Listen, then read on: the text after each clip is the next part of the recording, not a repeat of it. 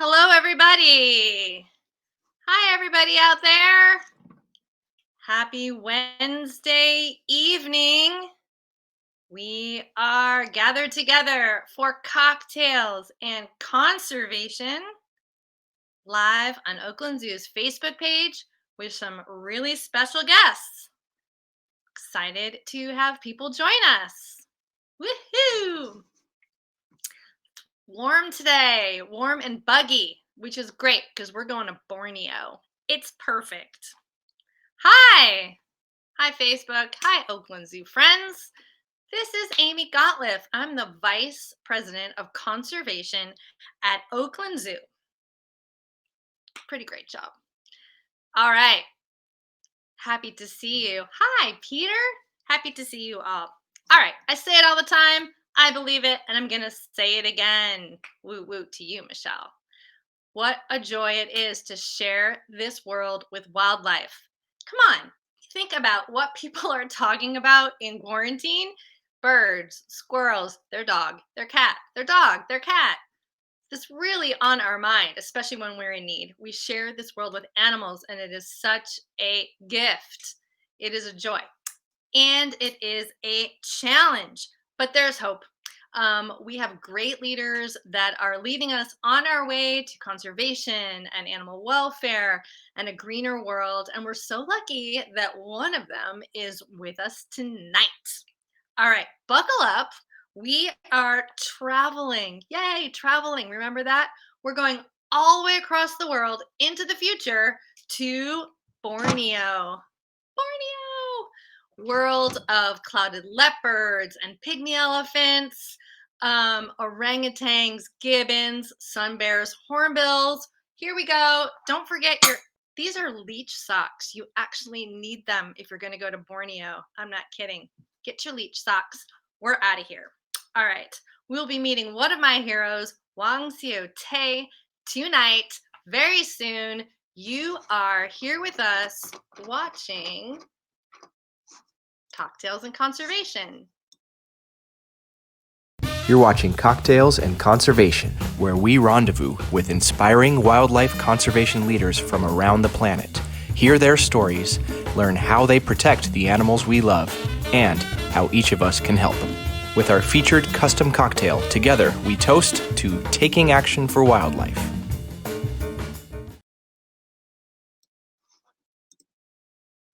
That's right. We take action for wildlife during this lovely hour of a little levity and hope and good spirits. We got to have a good time together while we're saving the world, don't we? All right, you're listening to Cocktails and Conservation, where we meet heroes from around the world. We get to listen to their stories, hear their mission. We join in their ideas. We join in their initiatives. We get to hang out with people like you who really want a better world and are ready to listen, learn, and take action. We want to raise awareness for all these different partners. We do also want to highlight those bars and restaurants that are struggling these times. So we put in that cocktail. All right. So I'm excited to go to Borneo. So let's pretend. I love this part. Let's pretend we are in Danam Valley, which is just a gorgeous, old, beautiful forest where you can float down the river and look at orangutans over your head. So let's pretend we're seeing that and some sleeping sun bears. We're on a deck of some beautiful lodge in the forest and we get to meet these wonderful people. If you are down for that, give us a sun bear bark in the comments. They bark. Maybe we can get Wong to give us a bark after a drink. All right. And if you would like to mix up your honey ursidae from Calavera Agave Bar and Mexican Kitchen in Oakland, the recipe is over there in the chat. So you can go ahead and do that and get on it early. All right. Here's a question of the day. Would you be willing to change your shopping habits? Do a little bit more work in order to save a beautiful endangered threatened bear. Would you? Think about it. Tell us honestly. I know what I hope you'll say. We'll hear from you there. All right.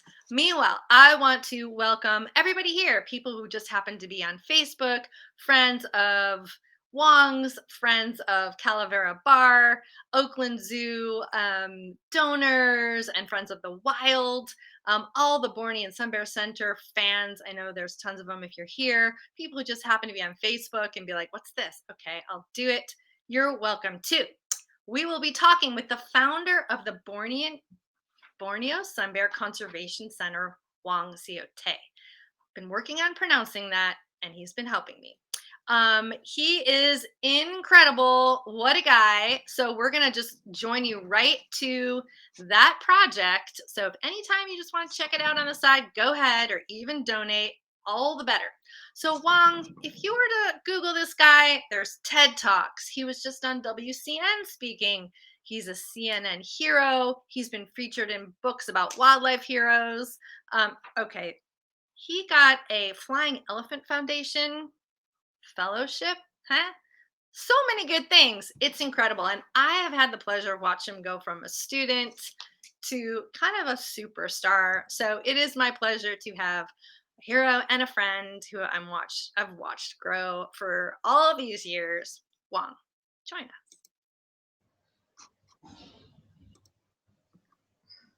Hi there. Hi, Amy. Hey, good to see you. Wow. Thank you for your introduction. Sure. Watch and grow from student all these years. So we have been a long way. Hey. It is right. I love that it's tomorrow in your world. Yeah. Yeah. So we Good. Well, caught. thank you for your invitation. It's great to talk to you, and it's great to talk to the rest of the world again. Yeah. Great. I'm Well, happy and ready to go.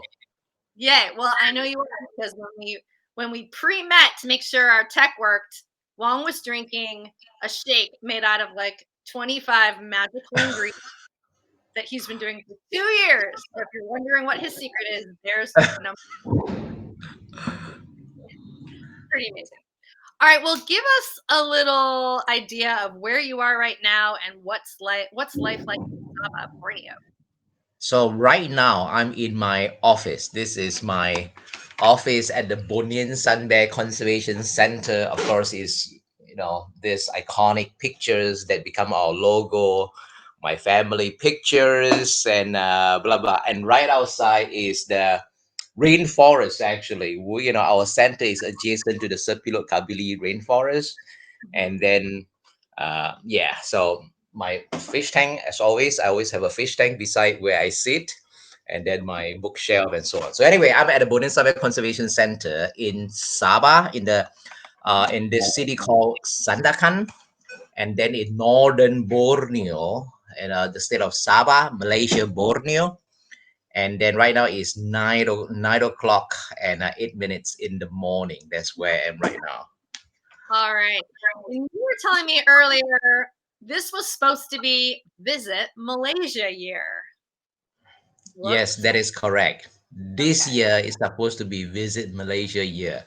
But guess what happened? Uh, Yeah, COVID-19 came and then everything was changing. Yeah, our life is changing. The whole situation is changing. yes, absolutely. And I love that you have your fish there. I feel like one of my questions, since we're all trying to stay calm and collected these days, is just to show off your fish. And what are these? Is So this is at my home, okay? Yeah, okay. and at my home, my work desk, my home office, and right in front of my desk, there's a big 8 feet aquarium right in front of my desk, and I like to work that way. Yeah. Yeah, staring at the computer and then staring at the fish, staring at the computer and staring at the fish to de-stress or detox or makes me happy. Yeah. I love it. Well, it's Yeah. great. Follow Wong on Facebook, which I do. He'll often show you what's new in his fish tank, which is just beautiful. All right. Well, again, we're so glad to have you. And I want to let everyone know that this is a special time just for Bornean Sun Bear Conservation Center. Oakland Zoo loves your support. And this is part of our family. So if you're feeling inspired or generous today, the funds are going to go to Wong and taking care of those bears and the fish. Yeah, thank you. All right. So I just kind of took a stab at the issue when I take an overall view.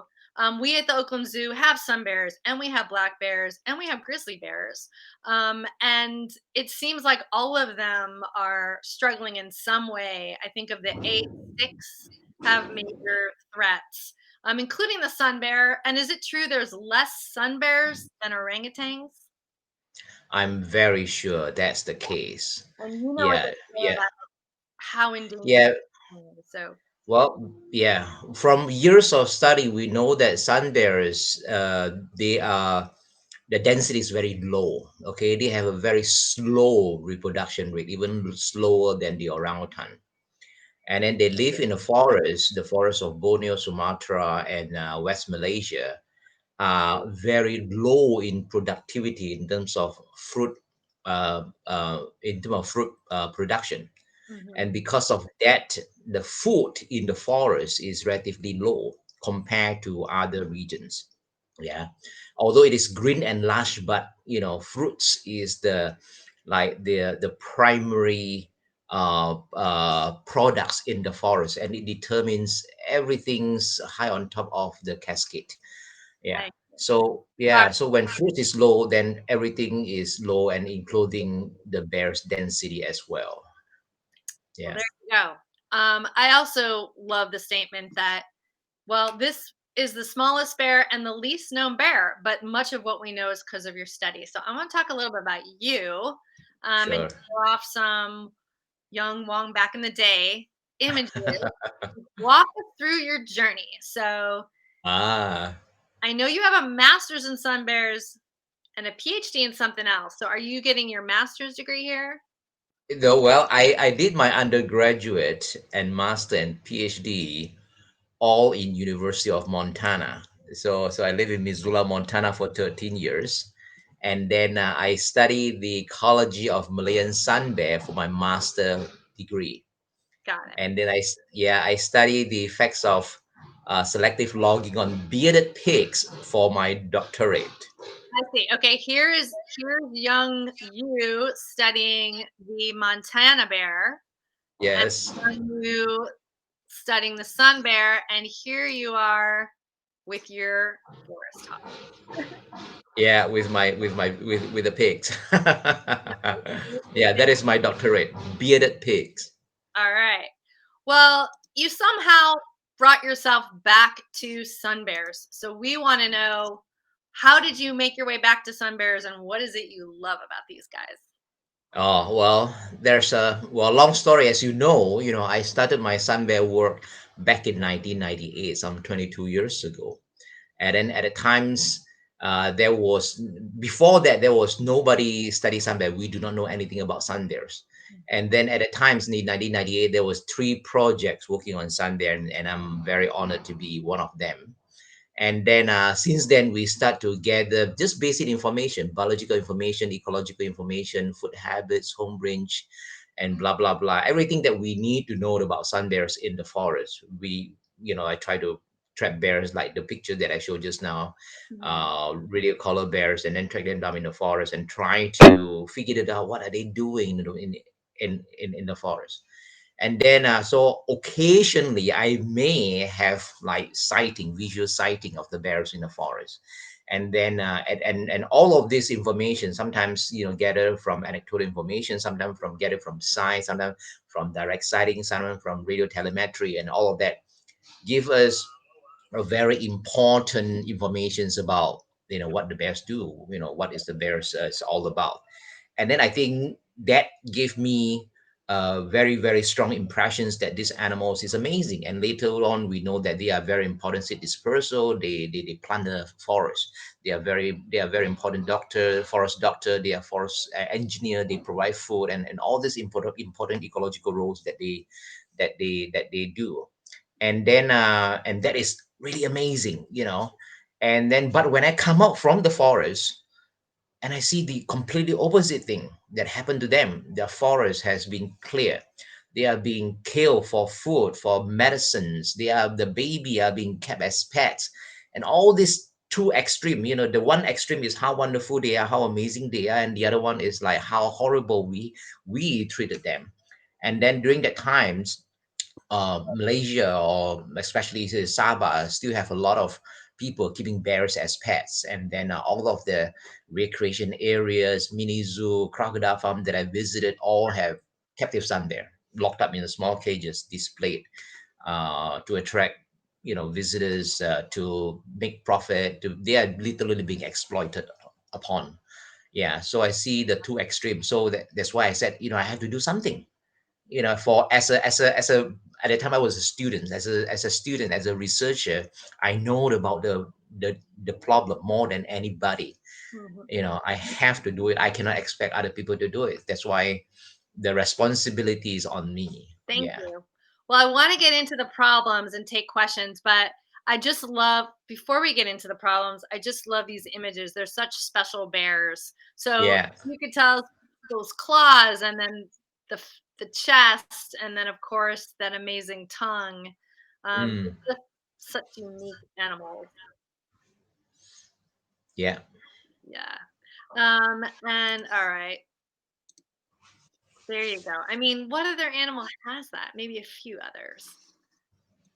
Yeah, they really have the long tongue. All right, so you were talking about, please come back. Hello.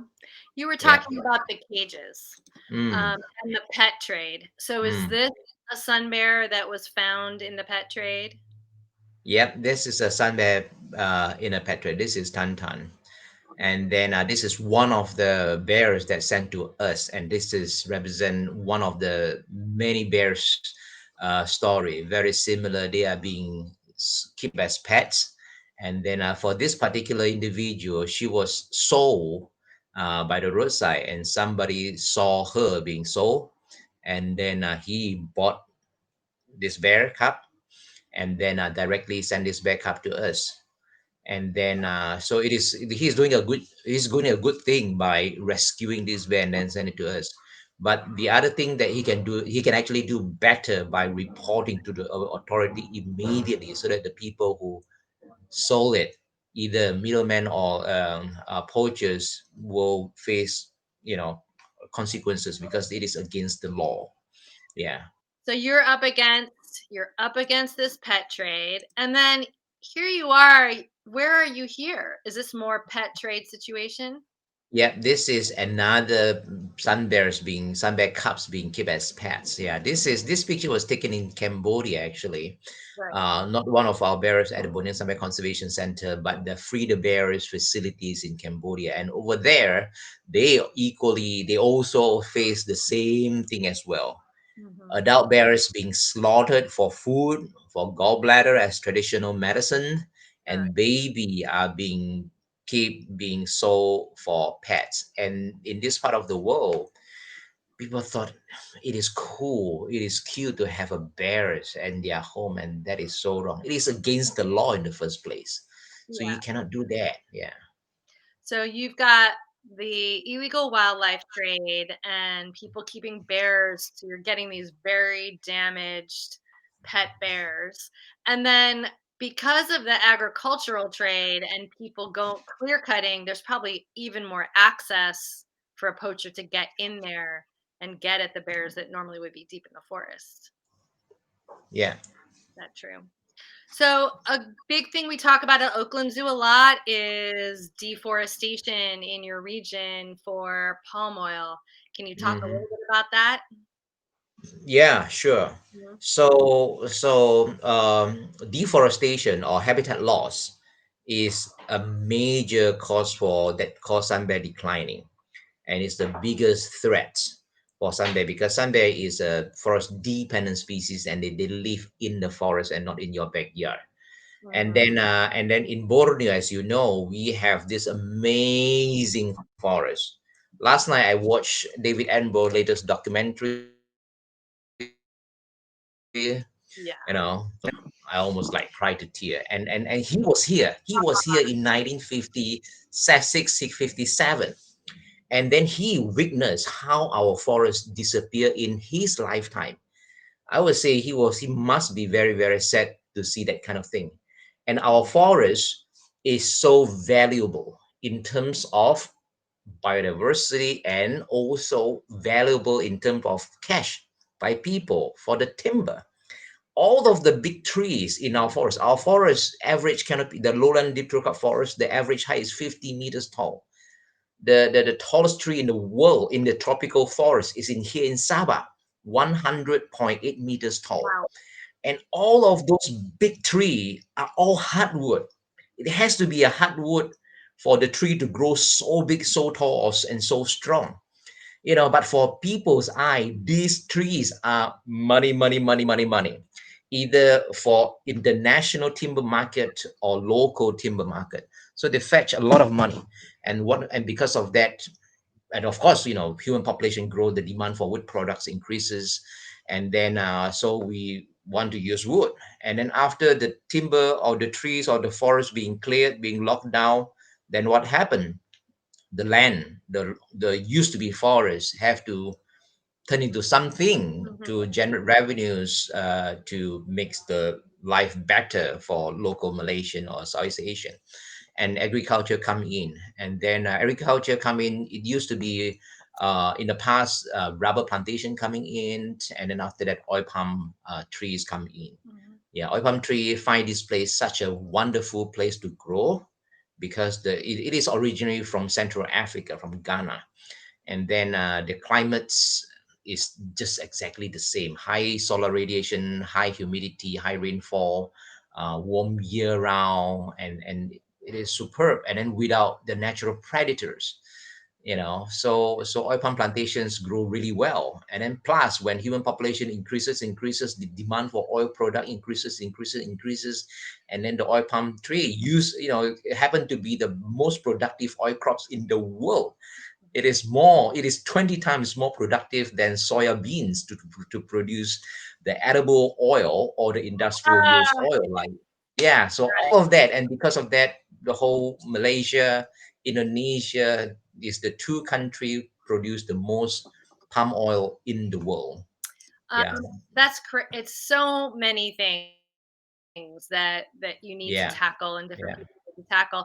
So before we take a break to have a drink, does somebody have a question? I will be happy to share it with Wong from the audience about the problems, about something we just learned.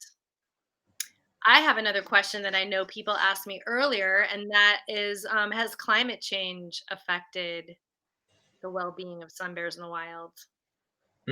Yeah. So this is something that there's not much study to Yeah. do. Mhm. But for me, who have been working in Borneo or working with Sunbear for the last 22 years, I have witnessed things are changing. Anecdotal, personal experience, but not empirical scientific data yet. Yeah. What are So the what we see, yes, what we see is the weather is getting more extreme, is getting more warmer. And then actually I'm actually publishing a paper right now about this, about climates and the fruiting. The fruiting in the forest needs a drought. Yeah, need a drought. But right now, with the global climatic change, is getting warmer. The air holds more moisture, and we are having more rains. More rains may disrupted the fruiting cycle. This is number one. Number two, more rains can generate this more lightning. Okay, lightning, the intensity of severe weather. When the storm comes, the storm is so big, just like exactly what US experience right now with all the hurricane, with all this forest fires, just become very extreme. So when the big storm coming in, it comes with a lot of lightning. In the past, the cloud was this thick, and right now the cloud is that thick. When the cloud is that thick, there's a lot of energy, a lot of charges, lightning.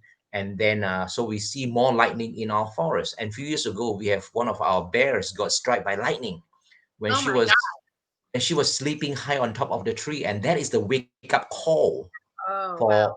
for me, because besides sun bear, there's a lot of animals that evolve using the tall canopy, the orangutan, the gibbons, all the primates, the civet, flying squirrel, and so on and so forth.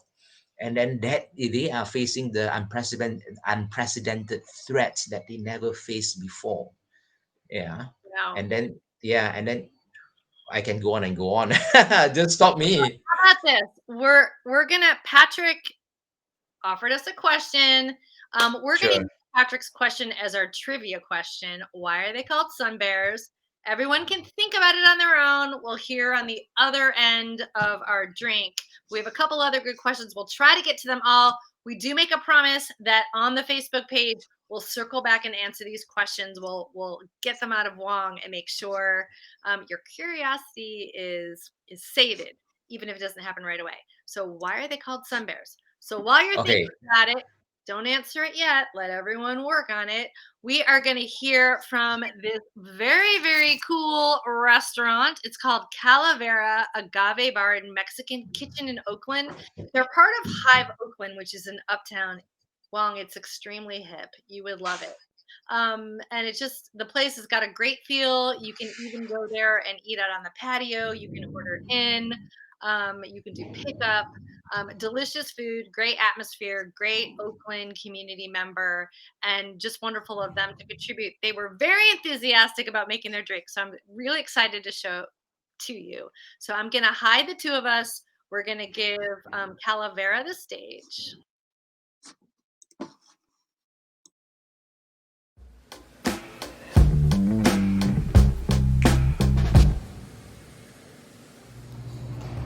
Hey there, folks. This is Grande over at Calavera Mexican Kitchen and Agave Bar located uptown Oakland in the Hive. We are enthusiastic about agave spirits, but we're also enthusiastic about our community, which great community outlet is the Oakland Zoo. I used to be a member and hope to be again because my kids love going there, and I'm excited to team up with them to do cocktails and conservations and help out the Borneo sun bears. I did a cocktail inspired by their diet, and I hope to share that with you today. So without further ado, let's get started.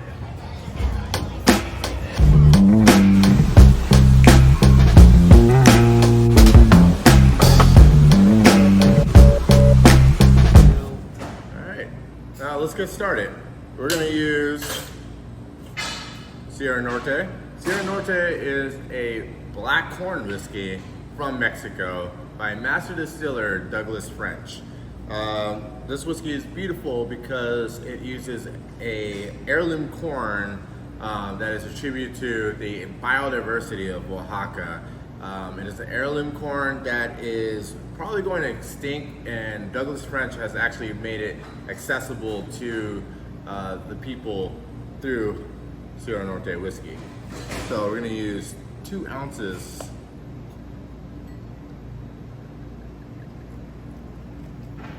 of Sierra Norte.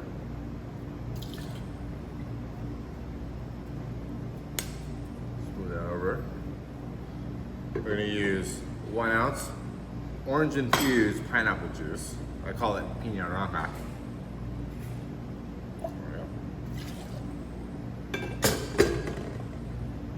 And then we're going to use honey laurel syrup. You steep laurel with honey and water, and very simply strain it out, and you get honey laurel syrup.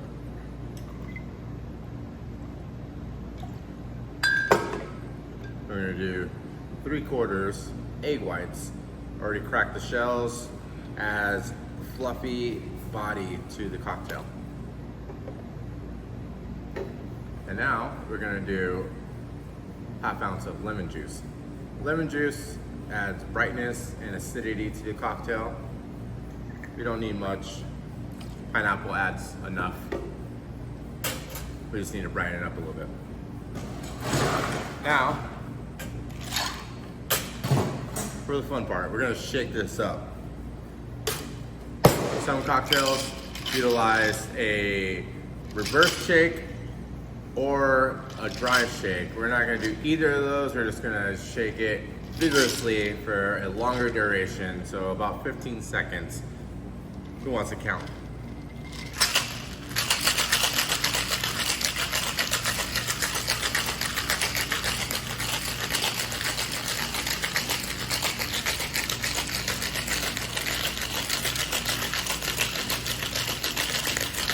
All right. I'm a professional, folks. No, my arms did not get tired. I'm gonna do the old double strain over a large hand-cut ice cube. Beautiful hand-cut ice cube. Crystal clear because it's from filtered water. Ice plays a really big role in a cocktail.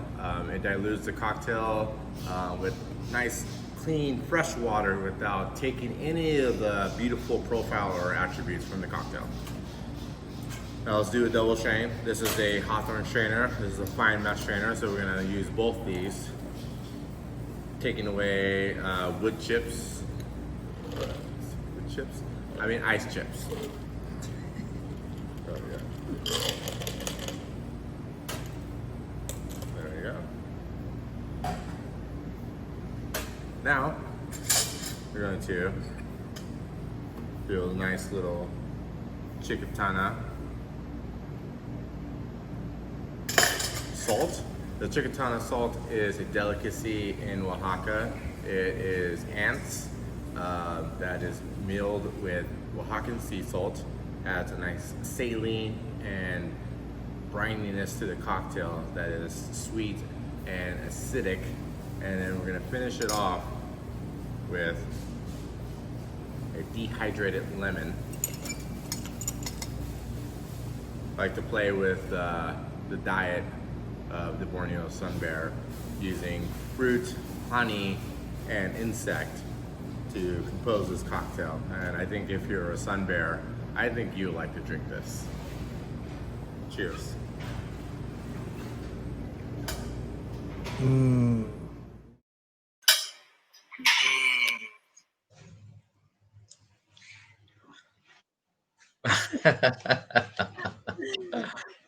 Cheers. Cheers. We are drinking Yummy. for you. All right, we have a little toast to taking action for wildlife, to Wong a big bear hug. Let's do Yes, bear. big bear heart. Yeah, the first time I watched that video, I'm like, did he say ant? He said ants. Very, very nutritious. Yeah. All right, Wong, why are they called sun bears? Why they are called sun bears? Okay, so there are two different kind of theory behind why they are called sun bears. Well, first of all, all these bears have a unique chest patch. Yeah, every single sun bear have this chest patch. Okay, and this chest patch come in all different kind of shapes, including the shapes of a solar eclipse. And then Asiatic black bear are also known as moon bear because they have this crescent-shaped chest patch. For the sun bear, who have a solar eclipse shaped chest patch, hey, it looks like a sun. If there's a sun, if there's a moon, there must be a sun. So sun bear come from that. And then another saying is that some 200 years ago, when the very first naturalists from United States first discovered sun bears in Malay Peninsula, and that bear was like high on top of tree basking under the sun. And then he was saying like, this bear was basking under the sun in the country where there's a lot of sun, where the sun is hot. So that's why sun bears. Yeah, the scientific name, the genus name is Gila arctos. Gila is sun, arctos is bear. And then the species name is Malayanus, Malaya. Yeah. All right. Well, that was refreshing and exciting. Let's start digging into what you started doing once you started getting all these pet bears and pet trade bears. Yeah. So what do we start to do with them? Mm-hmm. Yeah. First of all, of course, they were kept in a very, very sorry, very, very bad situation. Most often in small cages since little. Yeah. So the first thing, and then of course, under just any ordinary person's cares, They usually are being kept in a very, very bad situation, bad diet, because most people do not know how to properly take care of the bear. Yeah. Of course, do not provide them with sufficient space and so on. So the first thing that we do after the center is being set up is to rescue all of these illegal kept pet sun bears into our center. And then our centers, we actually quite lucky to have this state of the arts facilities, because our center is actually located right in a forest reserve, almost a primary forest with all the tall trees. So in our center we have two bear houses where the bears are kept at nighttime, so they come, into their den, individual den, and then during the daytimes they are let out to roam in the forest. And then so we improve their animal welfare. And then so for those bears that we think, especially the one that we rescue as a cub, that still have the chance to go back into the wild, we are rehabilitating them and try and give them a second chance to go back into the wild when the time is right, when they are fully grown. I Yeah. want It's incredible. And I want to show some pictures of that, but I want people to really understand, like, you were researching bears, people kept handing you bears, and you decided that it is so important. Each individual bear in these lives needs a better life. Like, Yeah. folks out there was nothing. There was these sun bears put in kind of like our own California Department of Fish and Wildlife. They were like behind a lodge, just figuring out what are we going to do with them. And if you could see what this sanctuary turned into, it is nirvana for people and bears. What you've done is Mhm. really amazing. And I Thank you. want to start with this shot because when we first got involved, and I do want to acknowledge Kathy Keys, who I think is watching right now, because she's one of Oakland Zoo's zookeepers, and she said, Amy, we really need to donate some money to this guy who's trying to save a bunch of sun bears, and they really need baskets. So we donated money for one of these baskets, and that was the beginning of us following Yes. the story, right? Yeah, yeah, that is more than 20 years ago. No, actually, no. Yeah, well, 15 years ago. Like that. Yes. Yeah.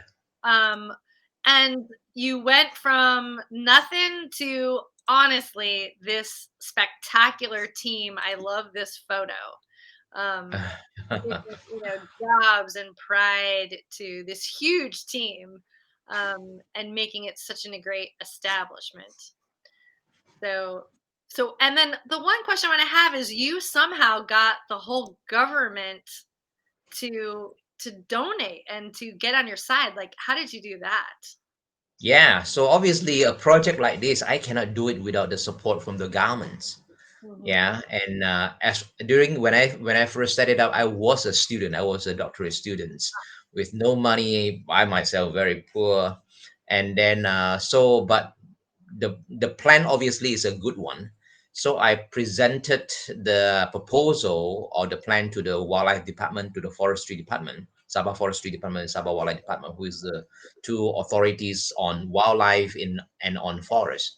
So after they hear the proposal, they are very happy about it. Of course, there's a lot of people helping me as well. I'm not the one who do all the works. I need to credit Cynthia Ong from Leap, who has been doing a lot of networking, who has been pulling a lot of strings, important people, and also do the first fundraising that we have back in 2008. And then that also got the support from the government, the first money, the chief minister of Sabah during that time announced a matching fund of what we raised during that gala fundraising event. That evening, we managed to raise some 650,000 ringgit, which is about 150,000 USD or something like that. Yeah, and then the government match up, and then with that money, we built our first bear house, and with the first bear house, the project is officially moving forward, and there's no turning back. It, Yeah. it was really such an incredible leap at those times. All right, I Yeah. have And a question mm, from Valerie. How many sun bears on average are getting turned into your center each year from the pet trade or any other sources, and are you at capacity? yeah, average about 4 to 6 bears. since the beginning until 2 years ago. Mhm. And then after that, we don't have any bears coming in for 1.5 years. I said, great, we have done a great job on educating the public about not keeping bears as pets. You cannot keep bears as pets. The message is very clear. Unfortunately, 2 months ago or 3 months ago, we got three bears over the last 3 months. Got Yeah, three cups, and then I think that was quite a surprise. And then, but I should not be surprised because I think it is related to this COVID-19 pandemic, where people lost their jobs.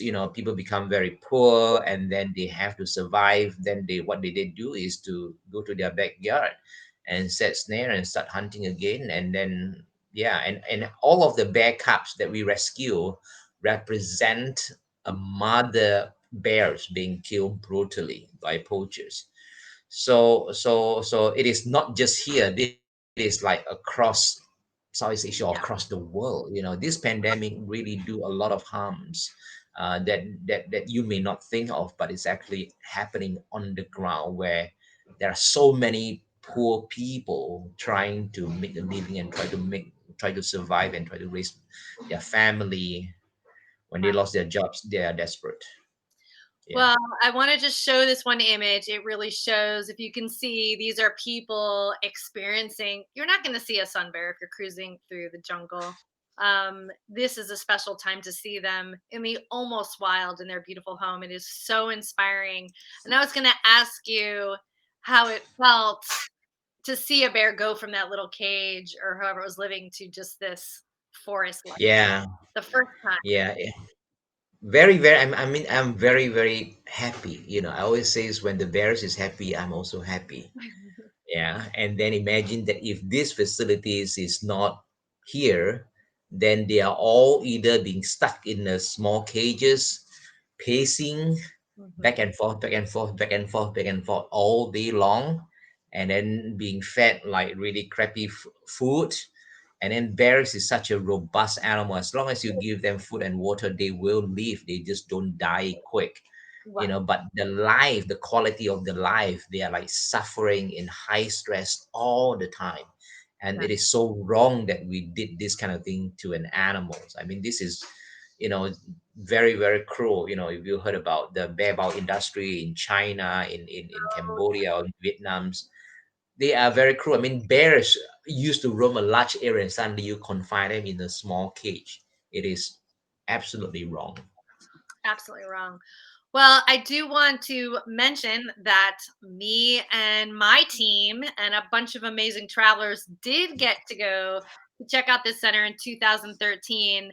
And I want to let people know, and we might mention it later, that you can go and volunteer. You've got to be serious. You got to get up early, chop that watermelon, clean things out, work really hard. But it's truly an incredible experience and important for their well-being. So it was great for us to see it. It was right as it was all emerging, and it was an honor to get to chop that watermelon.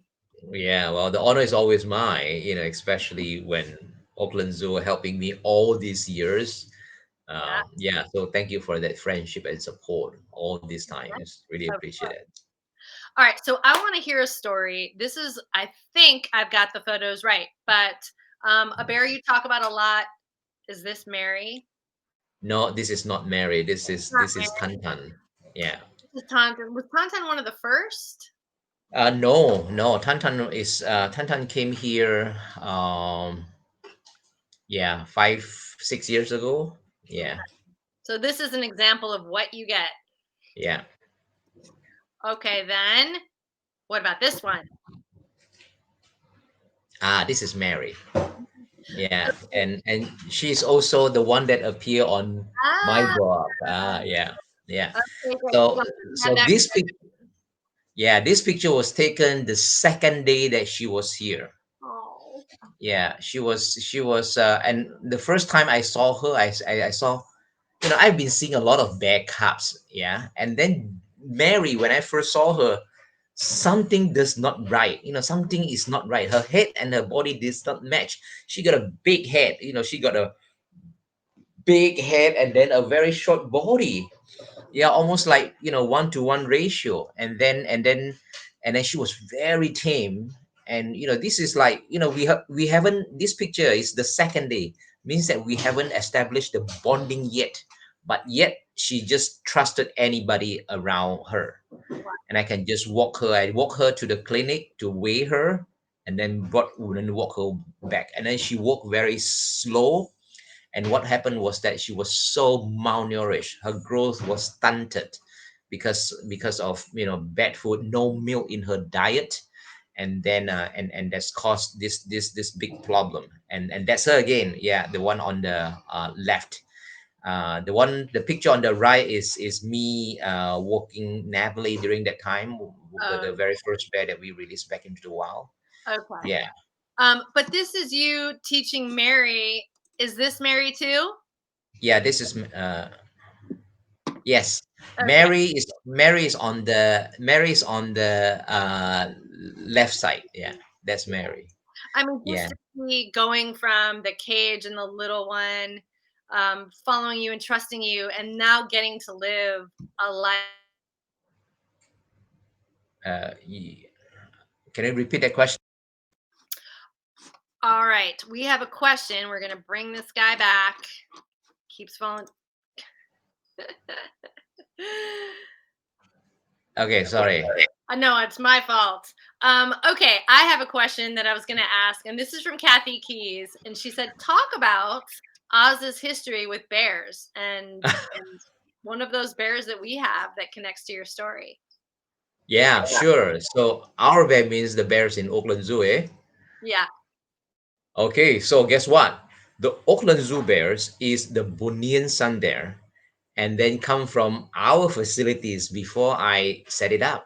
Hmm. So back in 1996 and 2000, there was a shipments of 10 bear each shipped from the here. Here means at the times is the Sepilok Orangutan Rehabilitation Center.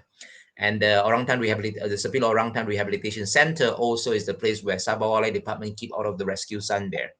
So at the times, Cheryl Frederick, who was the stud book keepers for the um, AZA Bear Tech, and then do the shipment of 10 bears each to North America from Borneo. And the idea is trying to breed the Bornean sun bears in North America zoos and other facilities.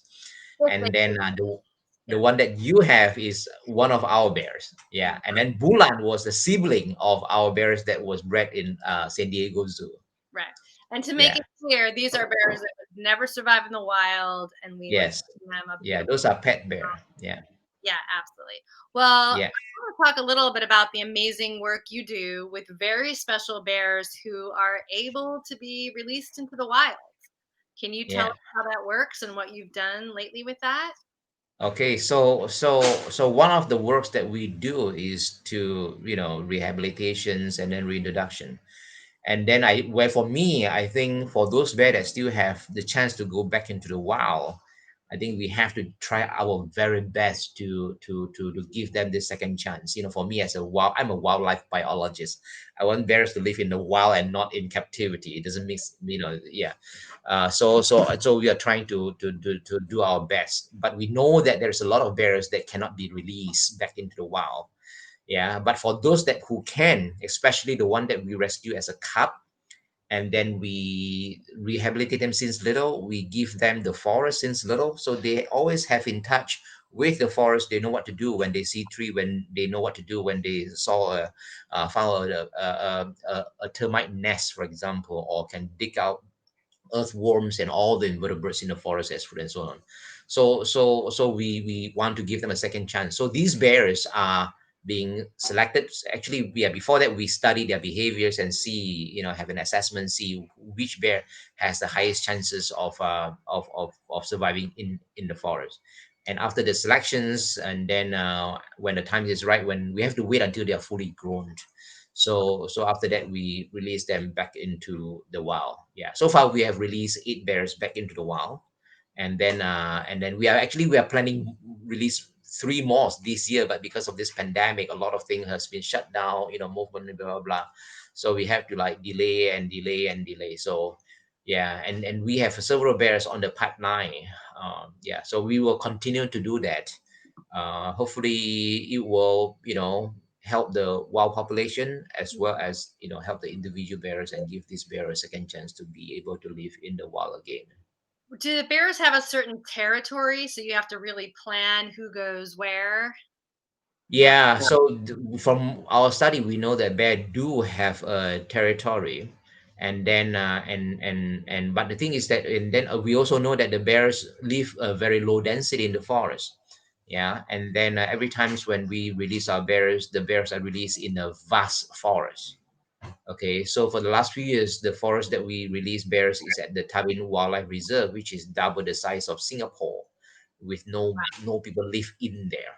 Yeah, 1,200 square kilometers. So this kind of big forest is still here in Sabah, or very few places across Malaysia also. But yeah, so we are choosing, try our the best to release them in this kind of forest. Got Yeah, it. while we still can. Yeah. And so Sarah had this question, are they tagged so you can kind of trace them and watch out for their safety? Yes. Yeah. Yeah, we do put a satellite collar on them, and then we track down their movements. Hmm. Yeah, but when they are being released, it's actually quite challenging to have, like, the signal being sent out. Yeah, sometimes we don't have signal, sometimes the collar malfunction, and we have a few times, like our very first bears, Natalie, her collar drops, and then we manage to retrieve the collar, and Yeah. that kind of thing do happen. And then also bear in mind that after we release the bears, I cannot guarantee that they will live happily ever after. Yeah. They are all face the similar challenges that a wild bear may face as well, starvations, diseases, killed by other bears, killed by predators, poaching, and so on. And but what we can make sure that the deforestation would not happen, because those forests that we release are a totally protected forest. Yeah, Wonderful.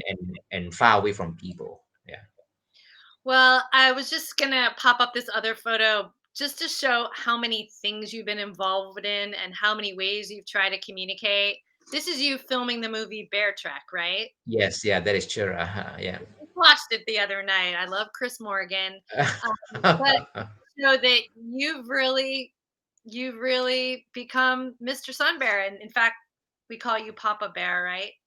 Yeah, yeah, Papa Bear. yeah. People start to call me Papa Bear. Okay. I just accept it, and then with a big bow. Exactly. And you can learn more by looking at all these movies, but I want to mention that you wrote the book. You really did write the book. No, actually, it was Sarah Pie who wrote the Oh, book.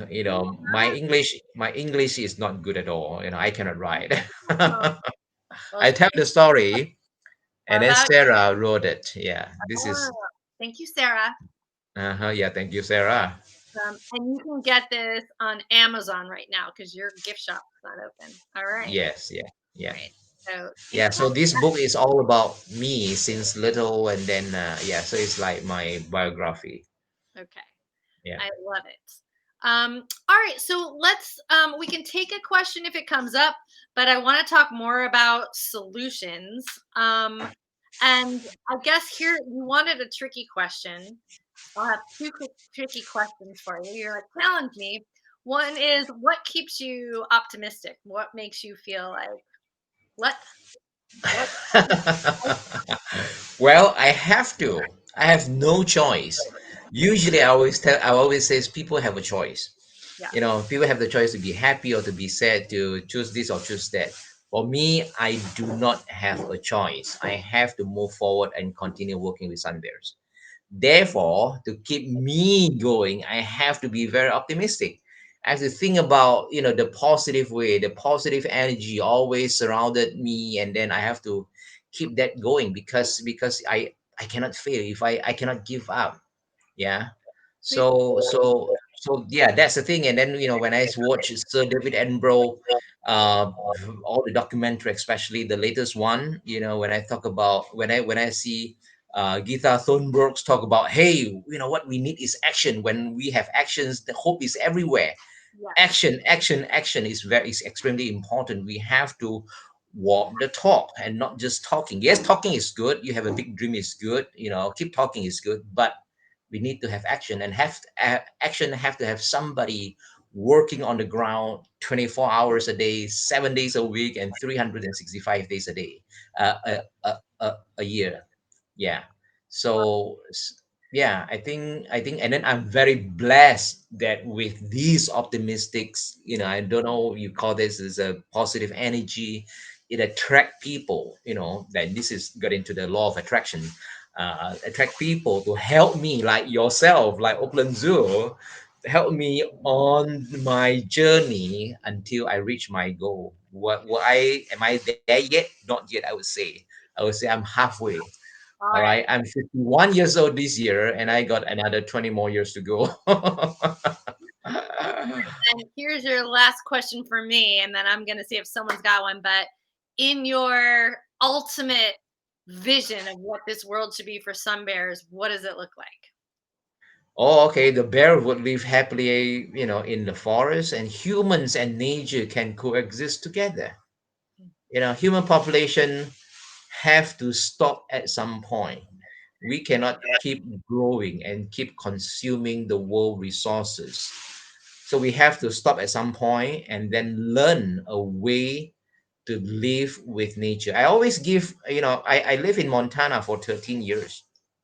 And in Montana, I see how humans and bears coexist. It's amazing. Some community live with grizzly bears. No problem. As long as we know the rule, as long as we respect each other. And then there was one year when I trapped bears just outside Missoula. Amazing. We trapped like a big black bears, and there's like, communities around. And the bears has been there for ages, and local people obviously they have been lived there for a long time. And this is how we coexist together. We respect each other. And my vision would be like humans and wildlife and nature all live harmoniously together. Period. Toast to that. My dream. All right. Yeah, close to that. Close up soon. Toast with your magical drink. But one of our questions was, would people be willing to change their shopping habits in order to save bears? So can you talk a little bit about what would be the ideal palm oil based shopping habits we should think about? Okay, yeah. So this talking about the palm oil. I think yes, right now you heard about the sustainable palm oil initiative. Hmm. Yeah. And I think because we know the facts that palm oil is such a magical or of trees, and then they produce so much oil, and we have no choice but to depend on or use palm oil. But we need to support for the sustainable palm oil initiative. Yeah. And the sustainable palm oil initiative is a relatively term, okay? There are impact, but right now with the sustainable palm oil initiative, at least we can reduce the impact of palm oil production into minimum.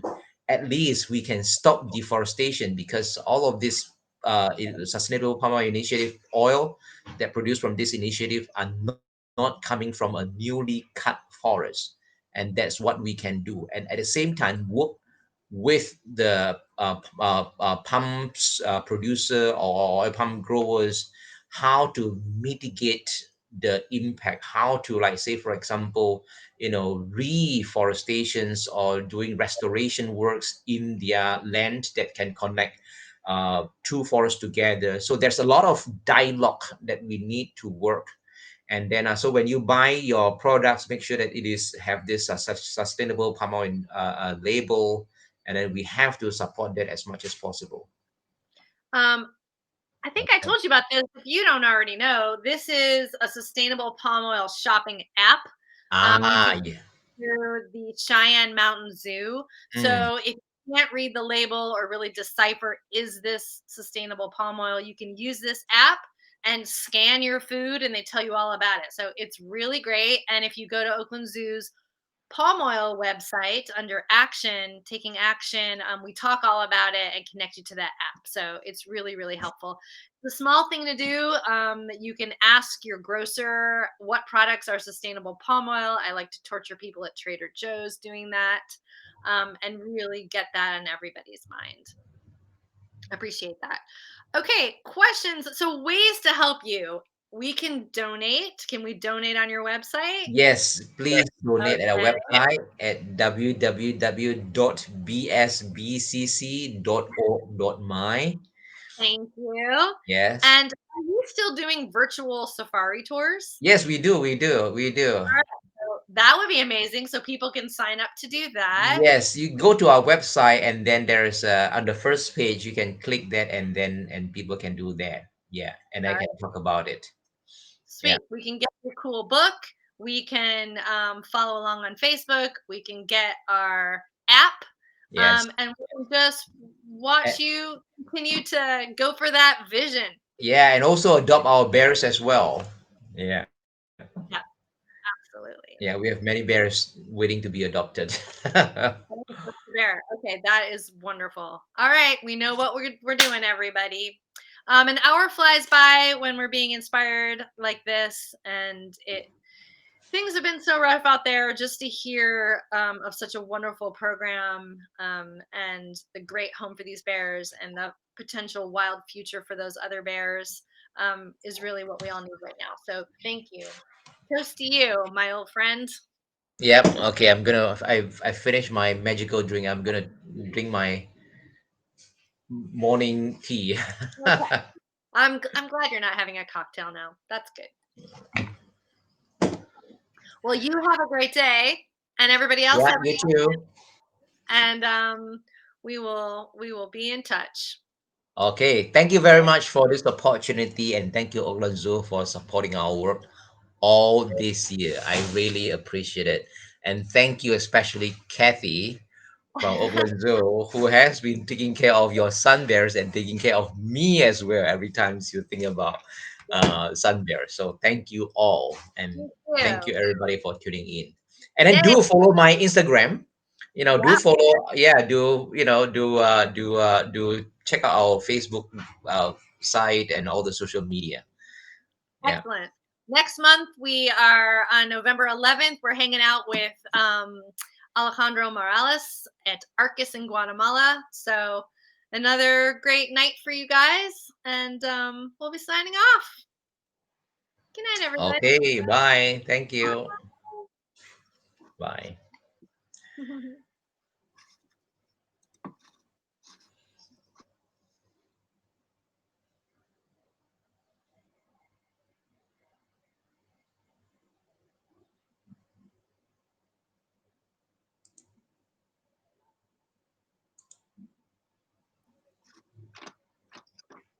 So how should I log off? Are we all done? Yep.